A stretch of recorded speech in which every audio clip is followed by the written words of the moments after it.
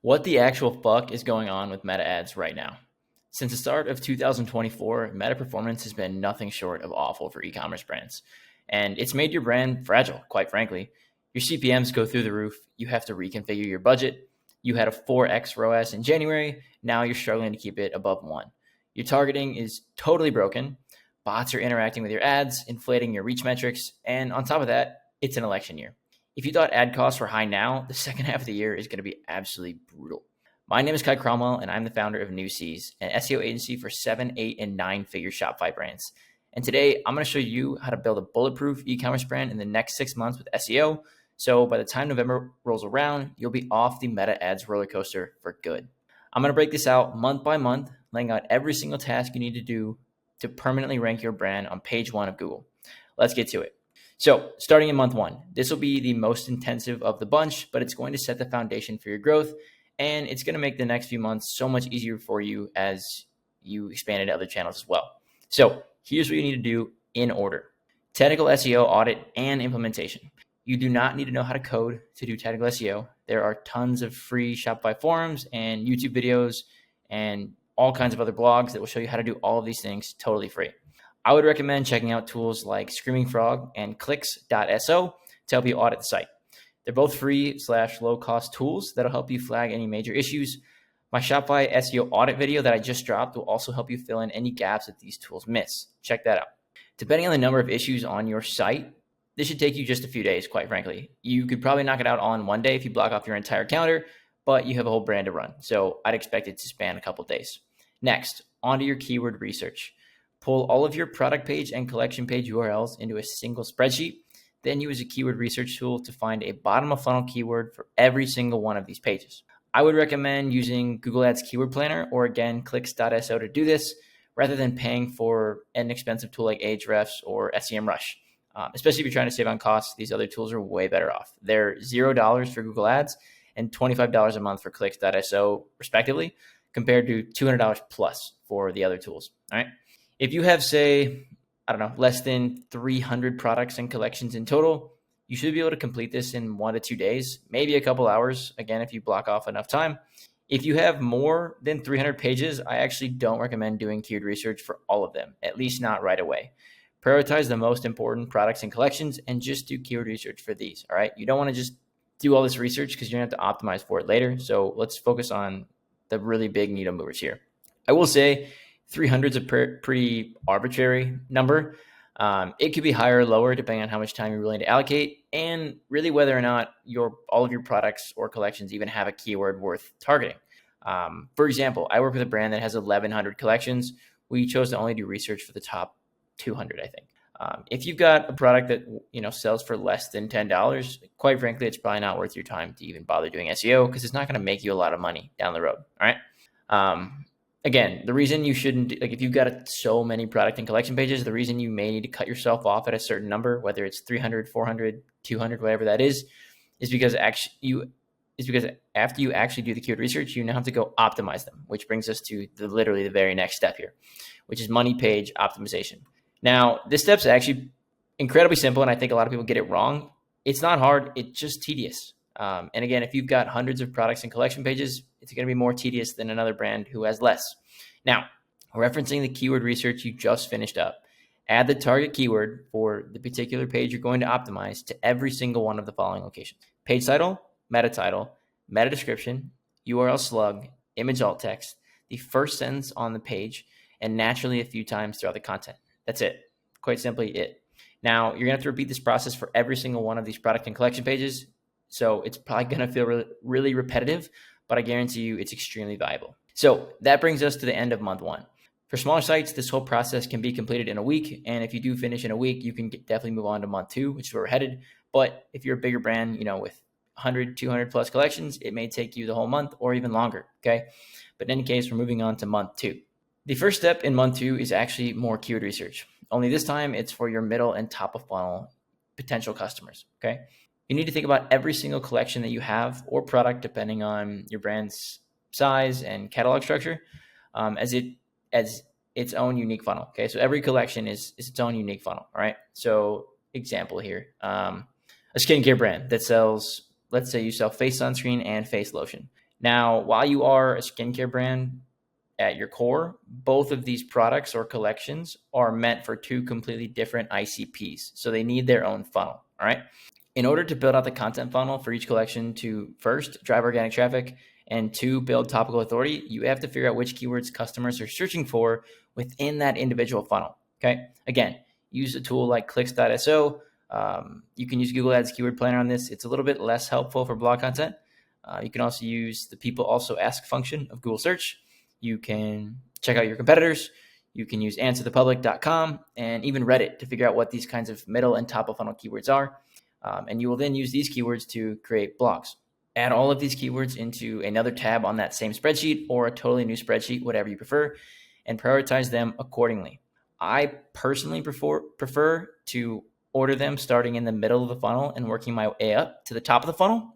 But you can start with the least competitive keyword or highest volume keywords, whatever you prefer. All right, just whatever works for you. I would just be consistent. From there, the next step in month 2, launch your backlink campaigns. There are several ways to build backlinks. I've dropped a few videos on how to do so safely, specifically which metrics are most important for guest posts and link insertions, as well as how to crack the code with PR link building using Haro. Check out both those on my channel. It'll take time for you to land your first link. It could be anywhere from a few days to a few weeks, which is why I suggest you launch the actual cold email campaigns to build these links at this point. And while you're waiting for those first few links to roll in, you can get started on the final step of month 2, which I'll get into in a second. I will say one other tip I want to add in here is you should launch a press syndication campaign when you kick off your link building. So like start of month 2, it really does grease the wheels a bit for the rest of your link building strategy. There are several platforms out there that can do this for a couple $100 or less. My favorites are King Newswire, Press Advantage, and 38 Digital. They can turn this campaign around within a week. All right. Now, on to the next step in month 2, blog content creation. So blog content serves really 3 distinct purposes in your bulletproof Shopify SEO strategy. Number 1, drive middle and top of funnel traffic to your store, right? That should be obvious. Number 2, act as a landing page or a target page rather for your high authority backlinks that you're going to build. Number 3, help you build topical authority to rank your money pages higher. Now, getting into the actual creation step. Starting with the very first keyword in your spreadsheet that you created at the start of month 2, so literally earlier this month, write your first blog.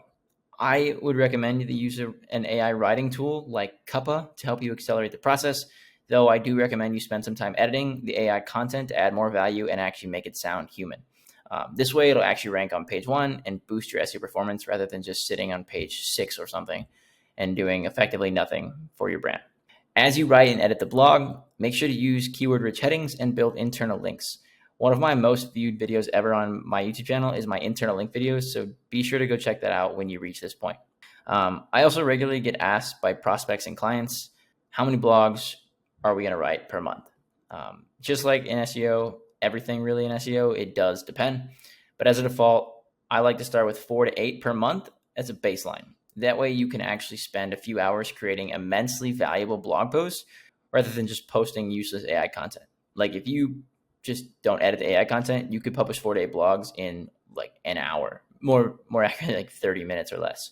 But you actually do want to spend time editing and adding more value and internal links and all that good stuff. So every edited blog will probably take you, 30 to 60 minutes, maybe longer, depending on how much time you really invest in it.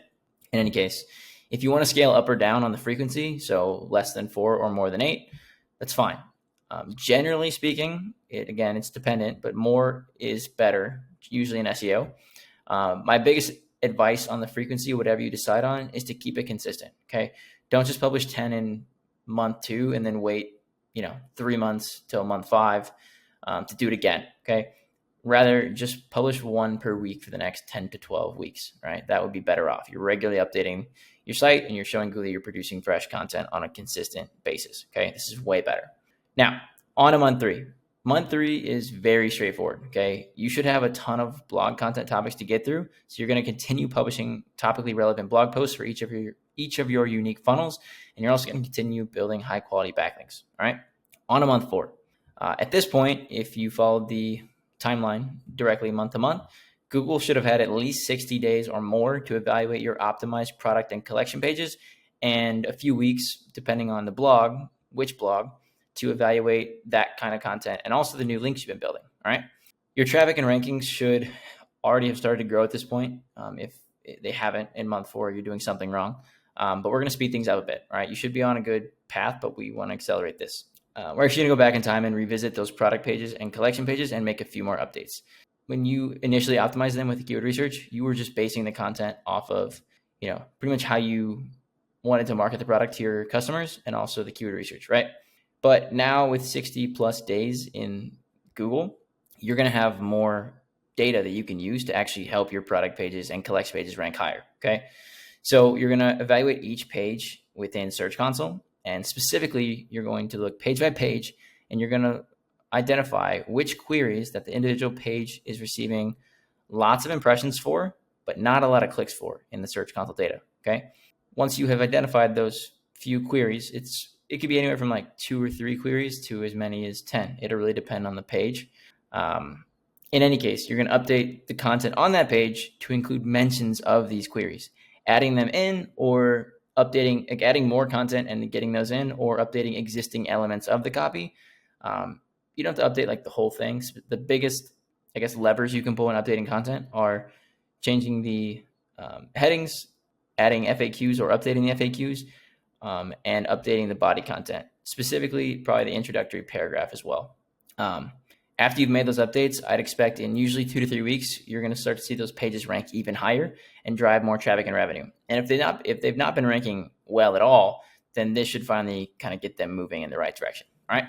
Month 5, almost mirror what you did in month 3, publish more blog content and build more backlinks.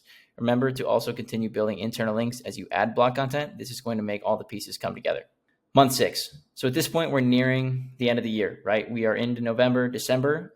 Your meta CPMs are going to be ridiculous with the election. So in order to continue weaning yourself off of that, we're going to update content and evaluate really where things are at as far as the whole bulletproof SEO strategy kind of entails. All right. First things first, let's get into content updates. You want to review the performance of your blog content. Are they ranking on page 1? Are they not ranking at all? If they are on page 1, how much higher can I get them? If they're not on page 1, you definitely need to update them. All right. How do you do that? Add more internal links, update your intro paragraph, add an FAQ section, compare your heading structure to your SERP competitors and make changes as you need. And if you improve the performance of these blogs, that will directly translate to better performance for your product and collection pages as well, which is how you make more money. Okay. Month 6, I'd also probably run another press syndication campaign and evaluate your link building budget. If you've only been spending, between $500 and $1,000 a month on links, I would recommend you increase it by at least $200 to $300 heading into the new year so you can get an extra 1 to 2 links a month. Okay. Yes, it may feel like a lot, but it's going to help set you up for an anti-fragile brand in the future as advertising costs continue to get higher every single month and year. All right. So that is it. That brings us to November, December. That's your 6-month game plan to break free from the meta ads nightmare in an election year. For months 7 and onward, continue publishing relevant blog content, building more backlinks, and continue making very small changes to your money pages based on that Search Console data. Okay. It can take some time, especially depending on what niche you're in. But if you're consistent on this over the next 6 months and into next year, I guarantee you that you're going to find yourself in the top 3 spots of Google by this point next year, if not earlier. And more importantly, over this time, you will not constantly be losing sleep over meta performance. If you want more in-depth strategy breakdowns like this on SEO, make sure to subscribe and drop a comment on this video telling me what you want to see next. Peace.